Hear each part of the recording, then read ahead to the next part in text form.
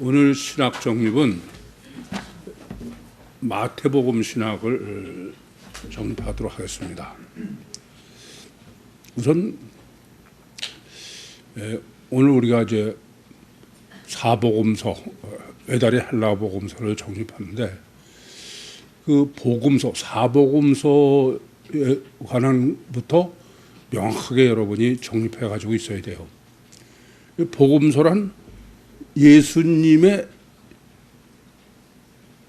전기라고 보면 되죠. 그죠? 마태, 마가, 누가, 요한은 마태는 마가가 쓴 예수님의 전기. 마가는 마가가, 누가가, 요한은 요한가 쓴 예수님의 전기다. 그렇게 일단 생각하시면 되겠습니다. 그래서 그 사복음서는 우선 아셔야 될 것은 우리가 사도행전에서 가이사랴에서 그 빌립의 네 딸 이런 것으로도 정립을 했습니다만은 성경은 사복음서가 절대다. 삼복음서나 그건 아니고 사복음서에 반드시 돼야 된다. 그건 오늘 그 첫 단어에서도 비블로스로 강조하는 거죠. 비블로스라는 것은 이미 기록된 성경 책을 얘기하는 거지 뭐 내용이 아니에요. 근데 이미 우리가 가지고 있는 성경 책은 복음서가 4권이에요. 이것은 절대다 이겁니다. 그 복음서를 성경을 절대로 여기는 것은 하나님이 모든 것을 다 섭리하셨다. 그런 믿음이죠. 근데 저는 그렇게 생각하게 돼요. 뭐 사람들이 너무 자기가 강해가지고 자기 입맛에 안 맞으니까 자꾸 여러 소리를 하는 거야. 근데 제 개인적인 뭐 경험이나 또 구유교의 역사가 증거하듯이 저는 뭐 아무리 생각해도 정말 하나님이 정확하게 섭리하시지 않으면은 현재 구유교회가 존재할 수가 없어요. 그것을 그런 믿음을 갖게 하셨고 또 그런 믿음 바탕 위에 성경을 해석하고 구유교회에 목회를 하도록 하신 것 때문에 저는 하나님의 음성을 들었다. 그런 것을 신비하게만 여기고 우선 뭐 성경에는 수도 없이 여호와의 말씀이 내게 임했다. 그렇게 써 있어도 성경을 하나님의 계시로 써져 있는 완전한 계시의 말씀이다. 그런 견해보다 자기가 현재 이성적인 생각에서 좀 잘 이해가 안 된다. 그런 거는 자꾸 배제하러 드는 거야. 여러 번 드린 말씀입니다만은 구유교회나 제가 하나님께서 여기까지 인다고 하셔서 구유복음을 정립하게 된 것으로는 저는 도저히 그걸 부인할 수가 없어요. 제가 부인하려고 해도 되지도 않고 예레미야서 20장 9절에 보면은 예레미야가 여호와의 말씀을 전하지 않으려 들어. 너무 전하는 게 괴로워서. 그러면은 못 견디겠다는 거예요. 그냥. 뭐 답답하고 뭐 도저히 할 수 없이 전한다는 거예요. 저는 그렇게 생각돼요. 이 성령이 역사하셔서 목회나 뭐 신학을 정립하고 그러는 거는 제 표현대로는 불가항력적이야. 제가 뭐 나댄다고 되지를 않더라고요. 여러 번 드린 말씀대로 그래서 기껏 다 정립해놓은 주일날 설교도 주일날 아침에 다시 이제 보면은 꼭 주님을 체험하게 이건 정말 주님이 수정하게 하시는 그런 것을 이렇게 경험하면서 보면은 참 그걸 뭐 자꾸 얘기하면 신비주의가 되고 그런데 사실이기 때문에 어떻게 할 수가 없어. 이게 여러분들도 그래서 제가 그 영을 실제로 여기느냐, 영에 관심이 있느냐, 하나님을 실제로 믿느냐 이런 말씀을 자꾸 드리는 거는 그게 실제를 제가 만약에 목회자가 그걸 실제로 별로 뭐 체험도 못하고 그냥 성경에 있는 대로만 얘기한다. 그거 가능하지 않아요. 그거는 그 말씀 자체가 죽은 말씀이야. 예, 자꾸 열을 올리고 그러는 거는 그것은 뭐 제가 여러분을 갖다 뭐 미워하거나 그래서 가냐. 근데 제가 볼 때는 억제할 수가 없어. 예, 늘 이제 사근사근 해야 되겠다. 그래도 안 돼. 예, 저도 인심 잃기 싫어가지고 우선 좀 꼴보기 싫은 것도 그냥 넘어가려고 그래도 그럼 나중에는 제가 좀 지나쳤다 보다. 그런데도 안 되는 걸.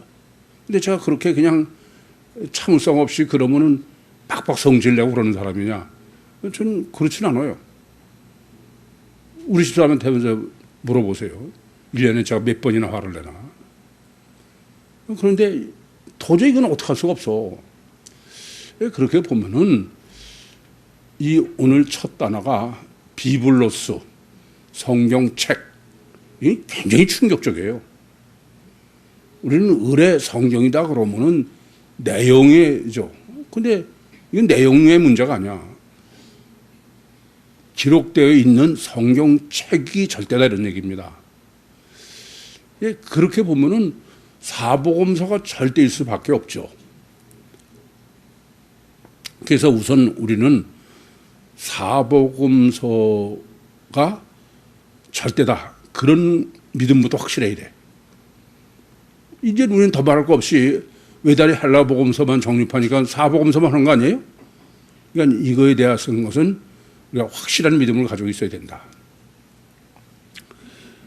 그런데 사복음서에 대해서 그 확실한 믿음이 없는 사람들은 그 사복음서를 자꾸 모순으로 보는 거예요. 여러분이 보시다시피 마태, 마가, 누가, 요한을 보면은 같은 사건을 기록했음에도 불구하고 모순으로 보이는 요소가 꽤 있습니다. 그래서 자꾸 뭐 신학자들은 맨 처음에 쓰여진 게 무슨 마태복음, 마가복음인데 마가복음을 보고선 다른 사람이 썼다 뭐 이런 식으로 해석을 하는 거예요. 그건 전혀 틀린 해석이다. 왜 틀린 해석이냐? 오늘 말씀대로 비블로스가 절대야. 이게 네 복음서가 절대다. 어떤 게 뭐 귀속되거나 그런 믿음부터 있어야 돼. 그런데 문제가 되는 거는 확실히 네 복음서가 같은 사건을 행적으로 기록했는데 모순이다 이게. 그걸 어떻게 이해할 것이냐. 뭐 이미 그 전에 다 여러분에게 정립해 드렸으니까 반복되는 얘기가 되지만 이것은 우선 통일성을 생각해야 돼요. 하나님의 말씀이 여러분 통일성이 있어야죠. 모순되면 안 됩니다. 그런데 수없이 모순으로 기록돼 있어. 그럼 그걸 어떻게 통일성으로 이해하느냐. 그래서 사복음서는 예수님의 초상화다. 예수님의 증명사진이다. 그래서 이 글로 쓴 것은 평면으로 밖에 안 되죠. 그래서 내면에서 예수님의 증명사진을 찍은 거다. 그렇게 이해하시면 모순 없게 네 복음서를 통일성 있게 완전히 이해할 수 있습니다. 그러니까 어떤 복음서는 예수님의 얼굴을 정면에서 보고 사진 찍었다 해요. 그렇게 보면 예수님의 코는 얼굴에 한 가운데 있죠. 근데 오른쪽에서 예수님의 얼굴을 찍었어. 그러면 코는 오른쪽 끝에 있는 거야. 왼쪽에서 보고 찍었으면 코는 왼쪽 끝에 있고 뒤에서 보고 찍었으면 예수님의 코는 없고 그러면 이게 모순이냐? 모순이 아니다 이겁니다. 그러니까 사복음서는 이렇게 예수님의 실체성을 넷을 합해놓으면 입체가 되죠. 완전한 계시다. 그렇게 이해하셔야 되겠다. 그래서 실제요, 실체를 계시하려고 그러는 거지. 그것은 똑같은 것 같으면 내복음서를 기록할 필요가 없다. 특별히 그 전체 성경 중에서 같은 것을 내면에서 기록한 건 복음서밖에 없어요. 그렇게 봐도 복음서는 절대다. 우선 그렇게 이해하셔야 되겠습니다. 그러면 이 네 복음서의 통일성, 지금 제가 네 복음서를 여러분이 못은 안 되게 이해하는 것은 내면에서 찍은 사진이다. 그러면 못은 안 되죠. 그러나 내용 봐서 여전히 모순인 점이 있다 이거예요. 그걸 어떻게 이해할 것이냐. 그래야 통일성에 성립하죠. 통일성도 그냥 통일성이면 안 돼. 반드시 성경적 통일성이 돼. 성경은 마태, 마가, 누가, 요한복음만 모순이 되는 게 아니야. 구약도 모순이 돼요. 출애굽기 6장 2절과 3절 보면은 하나님께서 모세에게 내가 아브라함과 이삭과 야곱에게는 전능의 엘로힘으로 나타났으나 내 이름을 여호와로 알리지 않았다. 그런데 구약에 보면은 아브라함도 여호와를 부르고 그러거든요. 그럼 그게 무슨 의미냐? 이것은 바로 성경의 통일성도 성경적이어야 돼. 첫째. 두 번째는 하나님은 성경의 통일성을 어떤 기준으로 통일성을 모순된 통일성을 신학적으로 정립하게 하느냐. 그건 바로 신론적이다. 가사 왜 그러냐? 여러분 엘로힘 여호와 임마누엘은 실제로는 모순이 돼요. 왜 모순돼요? 엘로힘은 뭐예요? 출애굽기 3장 14절에 엘로힘은 스스로 있는 자다. 다시 말씀드리면 엘로힘은 천국 보좌에서 부동불변의 진리로 계신 거예요. 엉덩이도 뛰지 않는다 이겁니다. 그런데 여호와 하나님은 어떤 거예요? 예레미야서 31장 32절에 기록한 것처럼 직접 강림하셔서 내가 너의 열조를 손을 잡고 애굽에서 나왔다. 그러면 엘로힘 하나님의 속성하고 모순되잖아요. 안 그렇습니까? 그래서 하나님은 하나님 자체를 모순으로 계시를 하시는 거야. 왜요?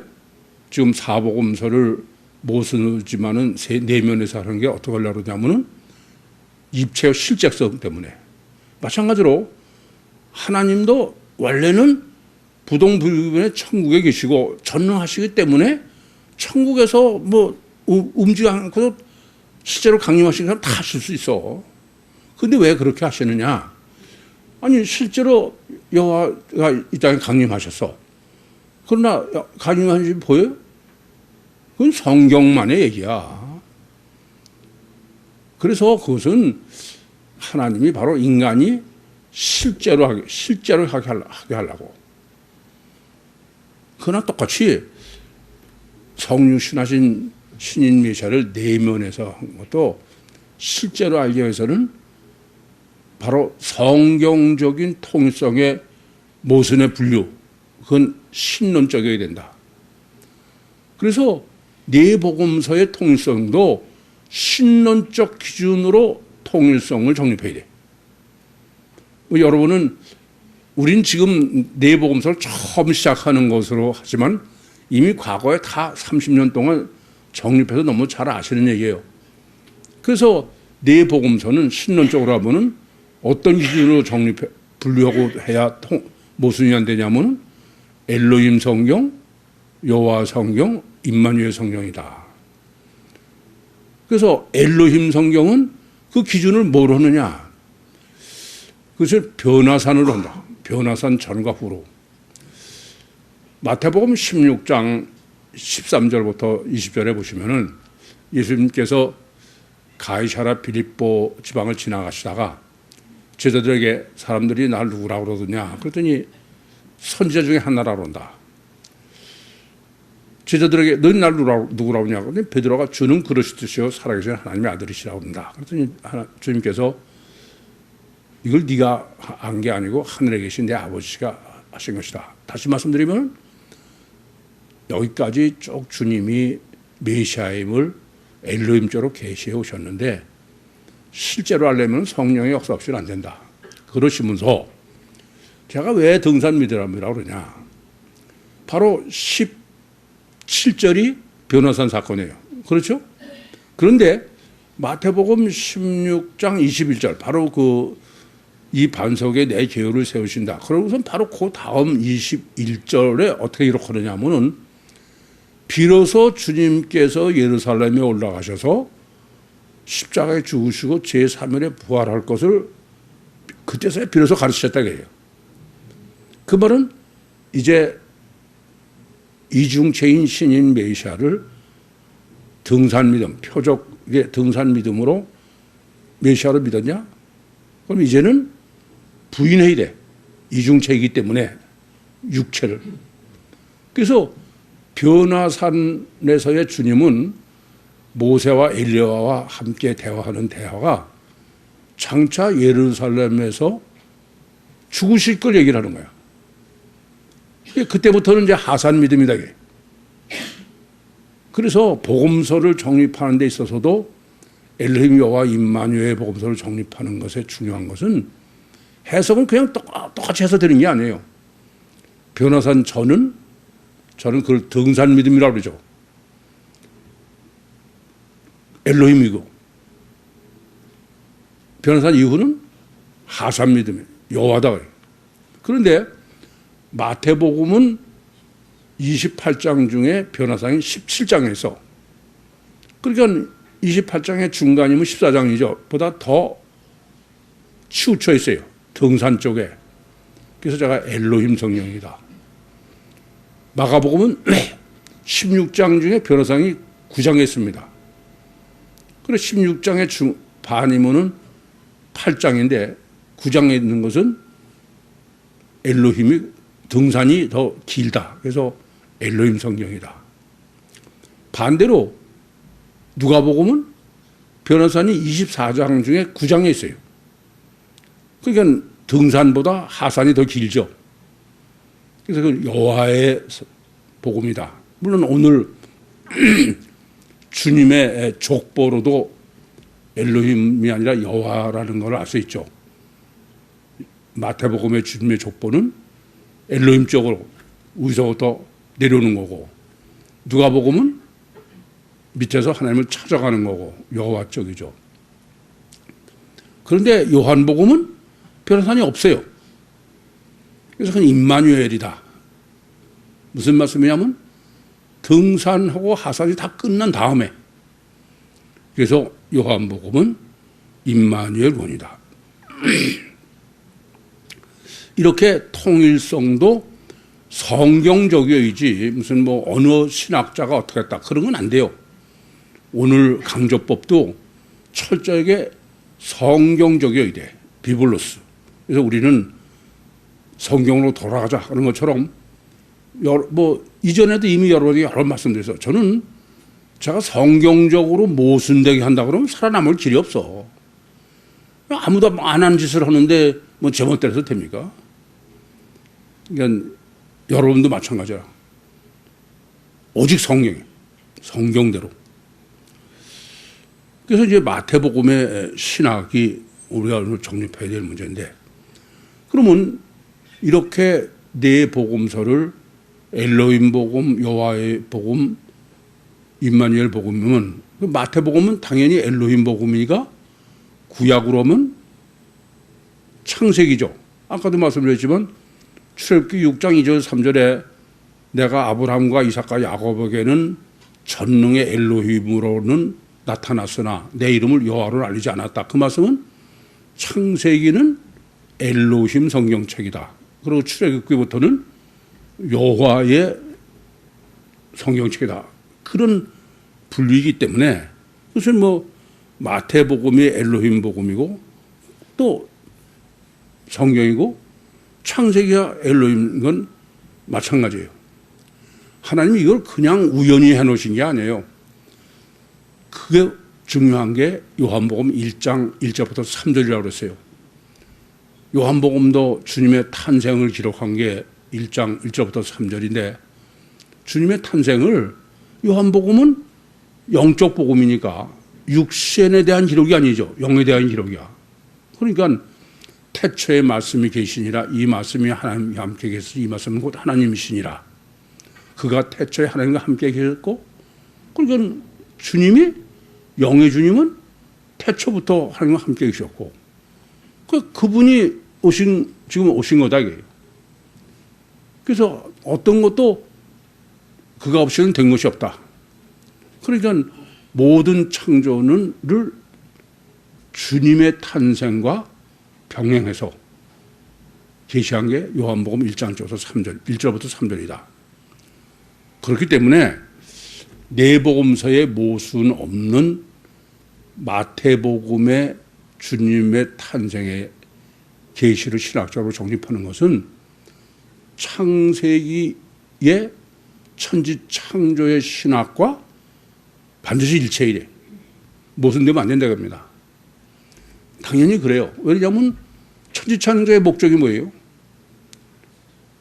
우리를 구원해서 천국 완성하시는 거야. 근데 주님이 오시지 않았으면 그건 불가능해. 그 둘은 분리할 수가 없어. 근데 지금까지 제가 보면은 창세기를 해석하면 천지창조를 정립하면서 신인 메시아의 탄생은 아예 생각 밖이야. 그건 아무 상관없는 거야. 이 세상의 신학이. 예수님의 탄생은 천지창조 아무 상관없고 그건 성경적이 아니에요. 방금 전에도 말씀드렸지만 요한복음 1장 1절부터 3절을 보시면 그건 절대로 천지창조와 주님 탄생은 분리해서 생각할 수가 없습니다. 이 둘을 분리하지 못하면 버리지 않고 양립하도록 정립하면은 그러면 주님 탄생의 신학은 명확한 거예요.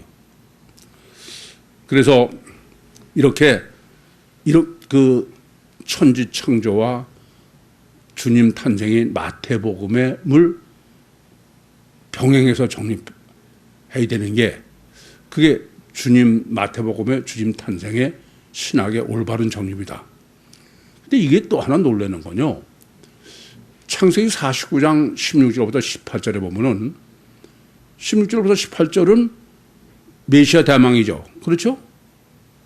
그러니까 다는 이스라엘의 한 지파같이 그 민족을 심판하리니 다는 길의 뱀이요 첩경의 독사리로다. 말발굽음으로 그 탄자를 뒤로 떨어뜨리노다. 그러고선 18절에 여호와여 나는 주의 구원을 기다리나이다. 이게 어떠냐? 이거는 천지창조의 신학과 성육신 신인 메시아를 반드시 같이 정립해야 돼. 왜냐하면 육체 우선 이중체와 원죄 아니에요. 그게 말 타고 짐승 타고 독사의 첩경의 독사리라고 그런 게 반드시 그건 같이 정립하게 돼 있어.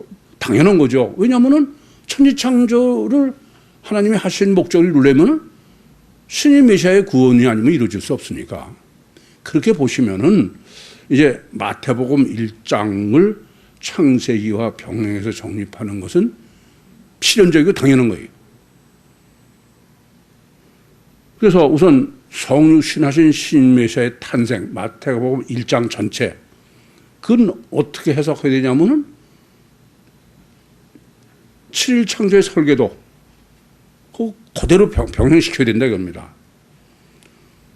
그럼 육체 우선 이중체의 신인 메시아는 창세기 1장으로는 1장 1절 첫째 날에요. 태초에 하나님이 하늘과 땅을 창조하시니라. 2절은 땅이 혼돈하고 그때 그 땅이 뭐라고요? 그건 그냥 땅으로 오면 해석이 안 돼. 7일 창조를 해야지. 그걸 그대로 성육신하신 신인 메시아의 탄생으로. 요한복음 1장 1절부터 3절이라고 그랬어요.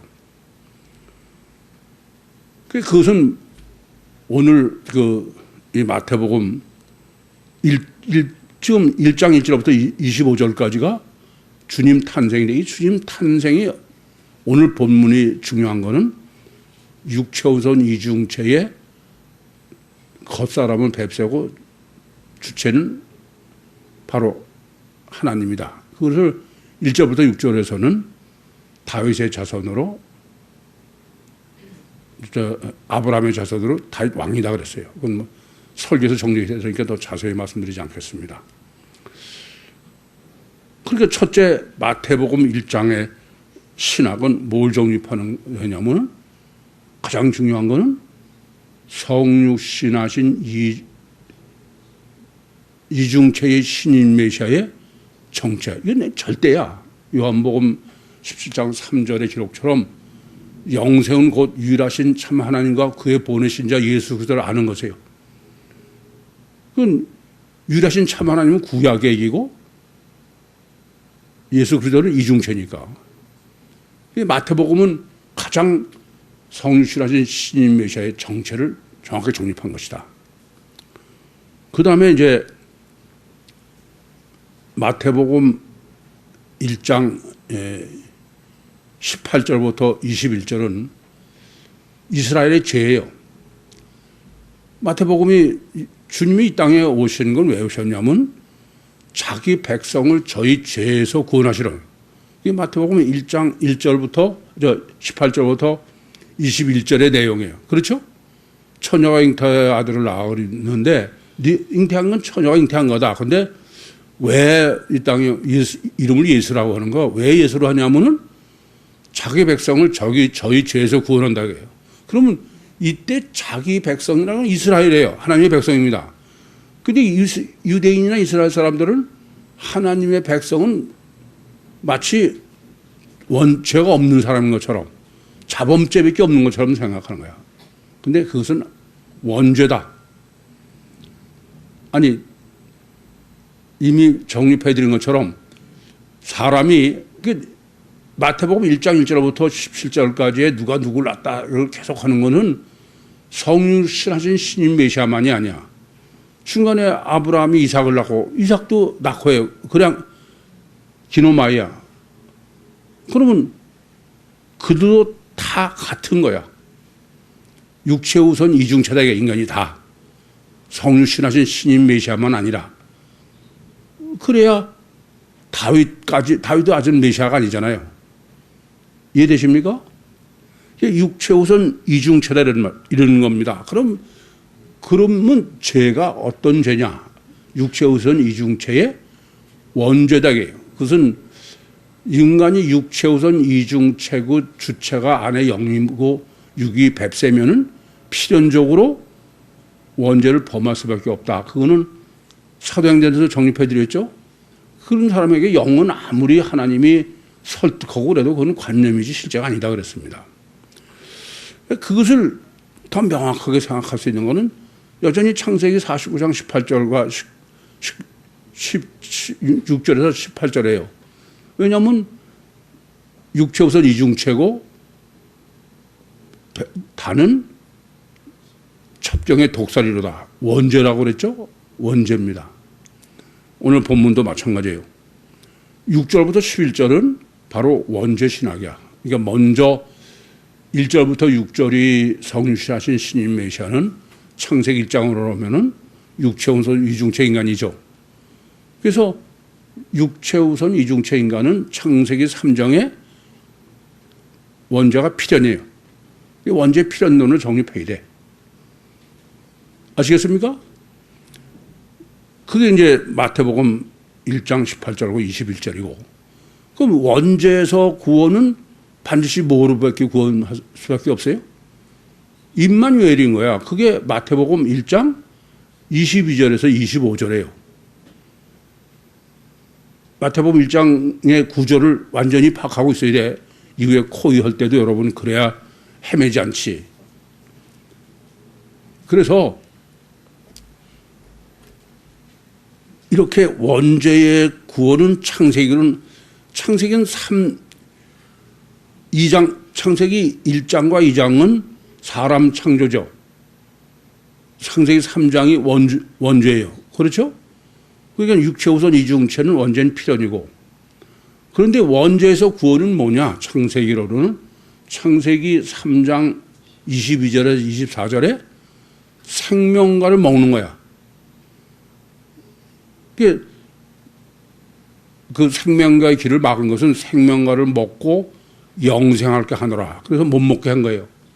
그러니까 창세기 3장의 구원론은 생명과를 먹고 영생하는 거야. 그렇죠? 이해됩니까? 그게 뭐냐면 마태복음 1장 22절에서 25절이에요. 임마누엘이죠. 성찬식으로는 떡을 먹는 거예요. 이렇게 마태복음 1장은 완벽하게 창세기 1, 2, 3장과 일체. 저는 이것을 이제 3장까지를 1장 전체를 코끼리로 생각하면서 참 저 자신이 너무 놀랐어. 야, 저 감옥 가서 3년 안 살았으면 어떨까? 감옥 가서 3년 사는 동안에 창세기 1, 2, 3장을 아주 그냥 이잡듯이 그렇게 해서 정립한 거예요. 이게 그렇지 않았으면 이게 다 불가능한 거야. 이 감옥 살 때는 너무 힘들었는데 참 지금 생각하면 그거 아니면은 하나님도 소원을 못 이루시니까. 그러니까 은근히 뿔따구나더라고요. 좀 그렇게 안 하시면 못 하나고. 그래서 창세기 1, 2, 3장과 마태복음 1장은 앞으로도 여러분의 코 염소는 완전히 병행해야 돼. 그래야 둘 다 완전해. 그래서 제가 외다리 한라어 복음서 중은 하나님이 기뻐하시는 거고 그 창세기 1, 2, 3장이 증거하는 거죠. 예수님이 기뻐하시는 거는 복음서도 첫 단추인 마태복음이 절대다. 본문 보겠습니다. 다윗과 아브라함의 자손 예수 그리스도의 세계라. 헬라어 원문으로는 비브로스 기노마이 예수 그리스도 휘오스 다윗 휘오스 아브라함. 이것은 우선 비브로스 강조법이에요. 아니 신약의 첫 단추의 첫 번째잖아요. 이거 더 이상 강조할 수가 없어. 난 비브로스를 이렇게 강조하는 데는 없어요. 근데 이게 너무 놀라운 거야. 그러니까 이 의도는 뭐예요? 지금 현재 기록되어 있는 성경이 절대되게. 뭐 신학자로 괜히 딴소리 그 소용없어. 저는 그러면서도 그동안에 제가 이 마태복음 1장 1절에서 비브로스를 알아서 한 게 아닌데 저는 그런 믿음을 가지고 있었어. 여러분이 아시는 대로 저 가만히 생각해 봤어. 뭐 신학도 합리하고선 여러 가지 성경 해석학을 보면은 그 부분을 야, 이 성경이 무엇으로도 보여요. 그리고 또 그들의 논리가 딱 그럴듯해. 그러면서 제가 생각한 거야. 그래, 걔들이 맞고 성경이 틀릴 수 있다. 그래 보자 이거야. 그래서 성경이 틀렸다고 여긴다면은 나는 아예 예수 믿는 걸 안 하겠다 이거야. 왜냐? 아니 성경밖에 유일한 근거는 성경밖에 없어요. 그 사람들이 뭐 맞네 틀리냐 별소리 다 해도 그는 결국은 성경이 없이는 뭐 무슨 말을 해. 안 그래요? 그러니까 저는 그동안에 이렇게 아무도 동의 안 하는 구유복음을 정립하면서 워낙 성경에 대해서 고민을 많이 했어. 그래서 이게 내가 지금 잘못 해석하는 거냐. 그러면서 제가 내린 결론이야. 아니다. 나는 틀림없이 안 믿을래도 안 믿을 수가 없어요. 하나님을. 그러면 이거는 누가 뭐래도 그건 성경만이 유일한 근거지, 이거 기준이지 다른 건 아예 있을 수가 없다 이거예요. 그래서 참 어떤 측면에서는 무섭도록 아주 성경으로만 매달리고 성경으로만. 이게 저는 애초에 신학을 시작할 때도 제가 하나님께 주님 신학하겠습니다. 그렇게 딱 결정하고선 제일 먼저 저한테 든 생각이 있어.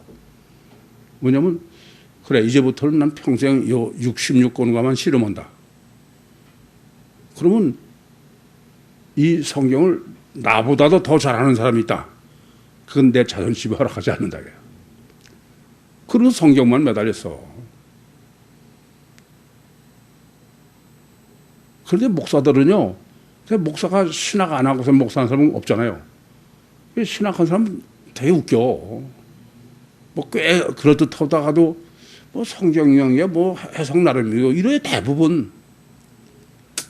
이게 저는 참 본문이 마음에 들어.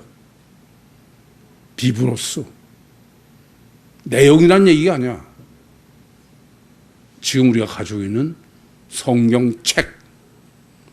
이걸 이렇게 강조한 데가 없어. 이 성경책은 뭐 예를 들면은 뭐 그 최후 심판 때 계시록 같은 경우에 생명책에 기록했다.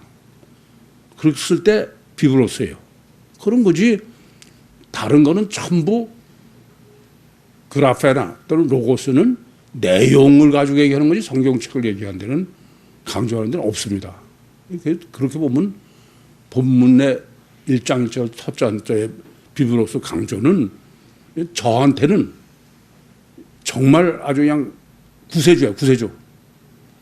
왜냐하면 제가 지금까지 생각했던 것과 정말 완전히 일치하니까. 그래서 이 비브로스라는 건 파피루스다. 파피루스 그 껍데기에다가 종이를 썼죠. 양피 가죽으로도 썼고. 그러니까 이것은 기록된 성경책 이런 의미입니다. 예수님도 가끔 쓰시네 그런 말씀을. 뭐냐면은 부활에 대한 질문을 할 때 예수님께서 가시나무의 떡에 관한 책에 이럴 때 비브로스 쓰세요. 그 여전히 성경이 절대라는 얘기죠. 그러고서 원문들은 비브로스 기노마예요. 기노마. 여기 그 세계라고 번역된 게 기노마이는 become 뭐 창조 이렇게. 그래서 저는 성경적 탄생 예수 그리스도라는 말 자체가 이미 이중체의 신인 메시아의 탄생. 그러면서 휘오스 다윗, 휘오스 아브라함이에요. 휘오스는 아들이죠. 그러니까 다윗 아들, 아브라함 아들. 거기는 접속사도 없어. 그러면서 순서는 뭘 먼저 했어요? 다윗을. 이거 자체가 엄청 강조법이에요. 그러니까 본문을 우리나라 말 번역에는 아브라함과 다윗으로 바꿔 해놓은 거예요. 그 사람들은 이 지금 강조법을 전혀 모르는 거죠. 이게 뭐 필사하는 과정이 잘못됐나 그런 식인 생각이야. 그러나 설교에서 정리해드렸습니다만은 영어 성경은 제가 찾아본 거로는 전부 다 원어대로 그 다윗과 아브라함으로 되어 있습니다. 그럼 그렇게 원어대로 했다고 해서 다윗을 먼저 하는 의미를 알고 하느냐? 그건 전혀 몰라. 그걸 알았더라면은 육체 우선 이중체 신학이 없을 수가 없죠. 강조법도 모르고 모순 신학도 모르는 거예요. 그래서 본문이 첫 단추가 비브로스는 성경적 신학. 제가 볼 때는 성육신하신 신인 메시아의 정체성보다 더 중요한 게 뭐예요? 성경적 신학이야. 성경적 신학이 제대로 안 되면은 본문에서 성육신하신 신인 메시아를 제대로 할 수 없어요. 이건 대단한 문제야 아주. 그야말로 백투더 바이블이야. 그리고 2절부터는 아브라함이 이삭을 낳고가 기노마이예요. 또 이삭이 야곱을 낳고 기노마이. 야곱은 유다와 그의 형제를 낳고 여전히죠. 이게 문제가 되는 것은 1절에서는 그러니까 첫 단추 강조법을 모르면은 뭐 그냥 다윗과 아브라함의 자손 예수 그리스도의 세계나 아브라함이 이삭을 낳고 그래서 다윗 왕을 낳나 뭐 그게 그거지. 그렇게 되는 거죠. 그러나 첫 단추 강조법을 알면은 신학을 정리하면 전혀 그럴 수가 없는 거야. 설교에서 정리해 드린 것처럼 성경은 첫 단추 강조법을 보통 강조하는 게 아니야. 가장 강조하는 게 뭐예요? 율신이에요, 율신. 늘 성경은 나는 알파요 오메가다. 알파라는 말이 무슨 말이에요? 첫 단추야, 첫 단추. 근데 첫 단추만 있지 두째 단추는 없다는 거야. 왜냐면 알파가 첫 단추가 끝까지 가는 게 알파야 오메가니까. 이해되시죠? 그래서 첫 단추 신학을 정립하지 못하면 이미 제가 뭐 창세기와 마태복음 첫 번째라는 말씀도 강조드렸지만 뭐 여러분들은 제가 그전에 설교할 때도 우선 첫 단추부터 항상 강조를 했으니까 근데 여쭤볼게. 그래서 본문을 뭐 우리나라만 했던 히브리 헬라어를 했던 상관없어. 첫 단추를 얼마나 고민했어요. 그냥 듣고 여러분이 할 때는 그건 별로 고민도 안 해. 참 문제지. 첫 단추를 고민했으면은 첫 단추가 비블로스라는 것에 고민한 사람을 찾아봤을 거야. 근데 여러분이 제가 헬라어 하지 말라고 펄펄 뛰는 거는 헬라어는 뭐해? 비블로스가 그냥 이게 뭐 비블로스 이렇게만 갖다 대는 거지. 그런 짓 하면 안 돼. 아예 접으세요. 내용을 고민해야지. 괜히 헬라어 찾아봐가지고 지가 성경 아는 척하는 건 그건 교만이야. 속이는 거예요. 그래서 지금 낳고를 계속하는 거예요. 그 말은 뭐예요? 원인론이다 그랬어요. 누가 누구를 낳는다는 얘기는 이것을 바로 이해하는 것은 누가복음을 보면 안 돼요. 누가복음은 거꾸로 그 이상이니까. 그리고 이게 첫 단추를 해석하는 거니까 다른 데의 주님 탄생을 비교해 보고서는 해야 돼. 여러분이 고유할 때도 그냥 이것만 보고선 뭐 힐이 꽂혀가지고 그렇게 봐요. 아무 소용이 없어.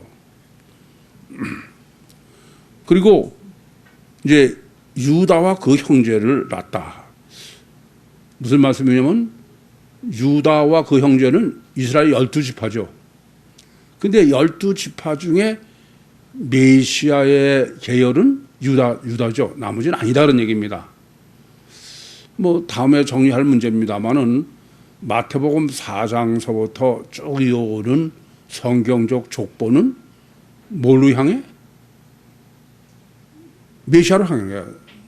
이렇게 쭉 아브라함까지 오다가 아브라함에서는 지금 마태복음 1장으로는 메시아까지 가는 거 아닙니까? 그래 안 그래요? 이게 메시아의 족보다. 그렇게 보시면 돼요. 그러니까 가다가 다른 거 다 떼어내는 건 메시아가 아닌 쪽이죠.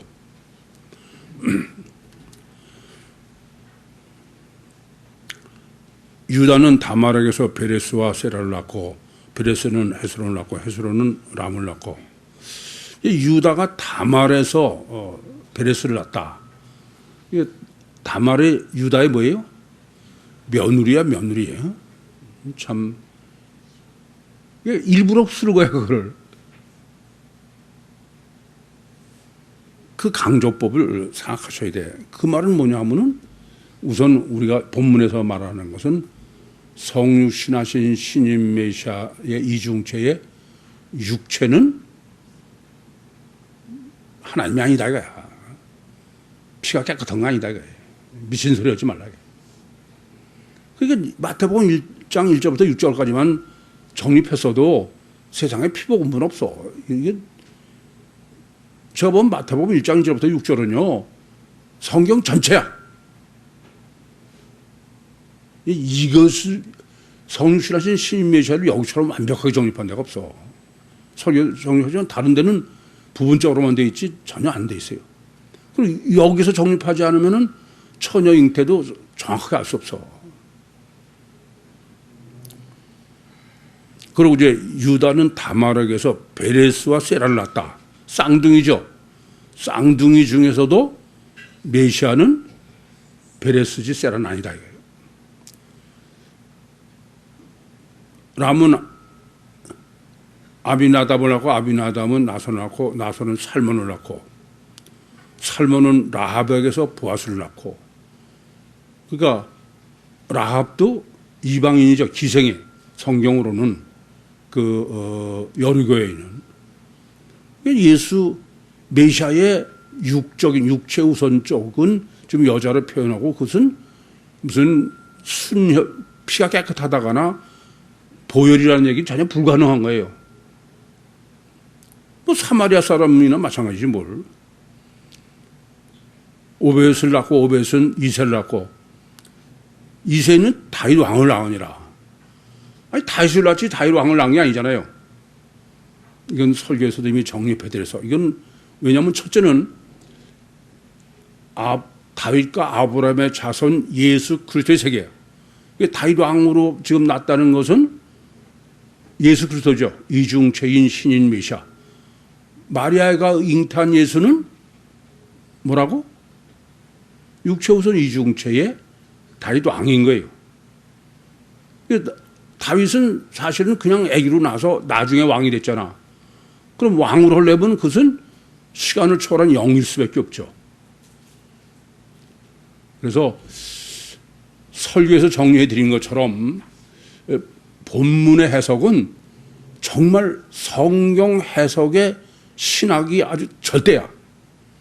총동원하다시피 해서 그렇게 해서 완벽하게 해석해야 돼. 이건 아주 절대 문제니까. 완벽하게 이해하고 있습니까? 다시 한번 본문을 보고 되돌아봐봐. 질문 있습니까? 마치겠습니다.